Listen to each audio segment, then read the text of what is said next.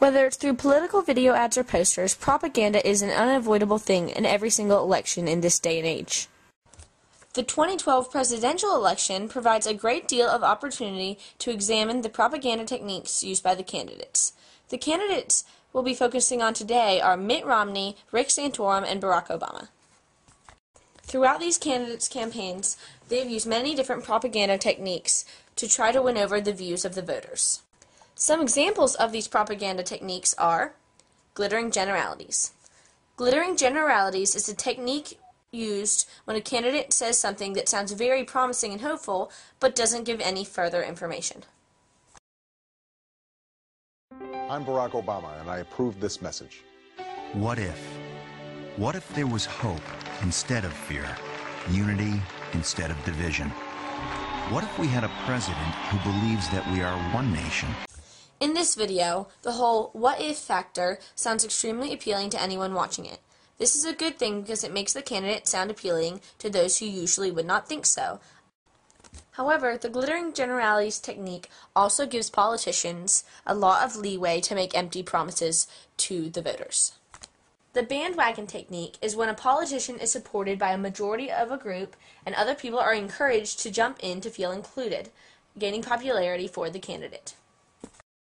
In this video, we see that just one woman starts a movement just through a few supporters in her small town, and how it eventually grows and grows until the entire country has jumped on the bandwagon of the fired up and ready to go movement, gaining a lot of popularity for the nominee, Barack Obama.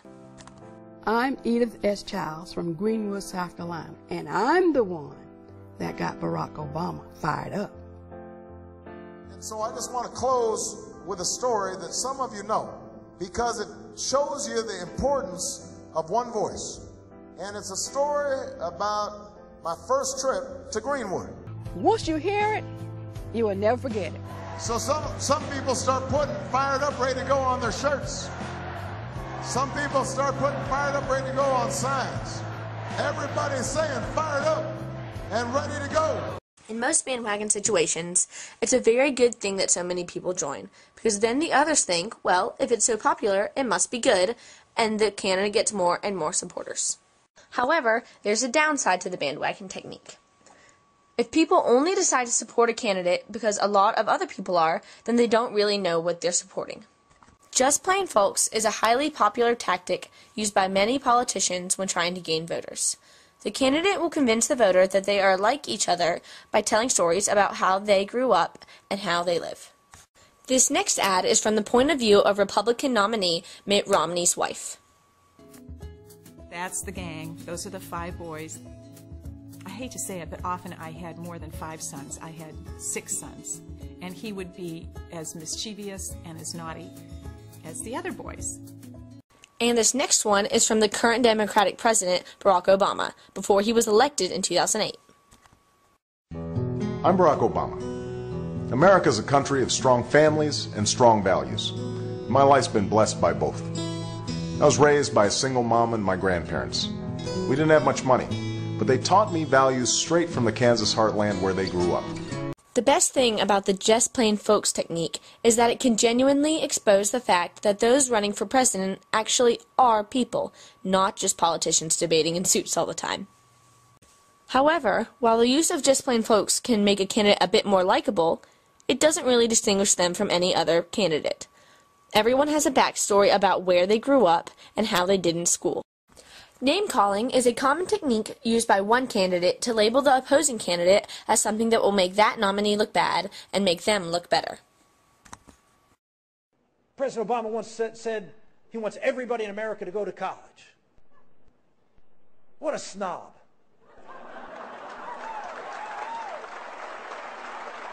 In this video, Rick Santorum blatantly calls President Obama a snob because he disagrees with his views on college education. Name-calling is a very risky technique to use while running for president because there's a fine line between sounding believable and fair and sounding accusatory or misleading. I'm Elizabeth Dole, and I approved this message. A leader of the Godless Americans PAC recently held a secret fundraiser in Kay Hagan's honor. Americans and Kay Hagan. She hid from cameras, took godless money. What did Hagan promise in return? There is no God. This is a perfect example of a political ad that went overboard with name-calling. Many said that Elizabeth Dole lost the Senate election in 2008 because of how irrational this ad was.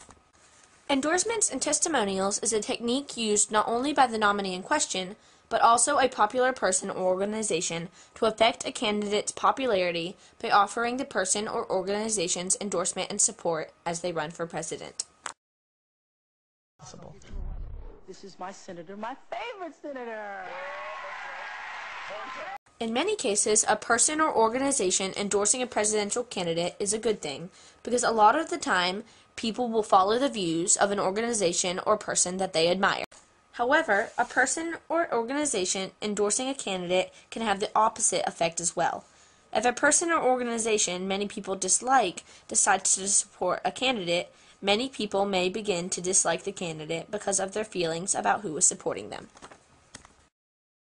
Added on to that, if an important person or organization comes out against a specific candidate, that can also be very destructive to the candidate's campaign. For instance, if in some alternate universe where tween girls could vote, and Justin Bieber said he didn't like a specific candidate, a very large amount of votes would be lost from that candidate because tween girls would agree with Justin Bieber. Emotional appeal is a very effective and sometimes very destructive technique in presidential propaganda. It's meant to deeply engage the voters' emotions and most of the time scare them into voting for a specific candidate.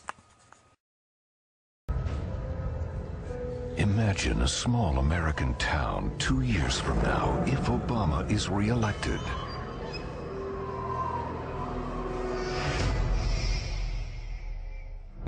Gas prices through the roof and their freedom of religion under attack. And every day, the residents of this town must come to grips with the harsh reality that a rogue nation and sworn American enemy has become a nuclear threat. Welcome to Obamaville. More than a town, a cautionary tale. Coming soon to ricksantorum.com. If used correctly, the emotional appeal technique can be very effective in swaying a voter's views and opinions of the opposing candidate and getting them to stop supporting them. However, very much like Obamaville, sometimes the emotional appeal tactic can be overused and make the person using it look bad. The propaganda techniques commonly used in politics, such as glittering generalities, bandwagon, just plain folks, name-calling, endorsements or testimonials, and emotional appeal all have positives and negatives when using them in propaganda to run for President of the United States of America.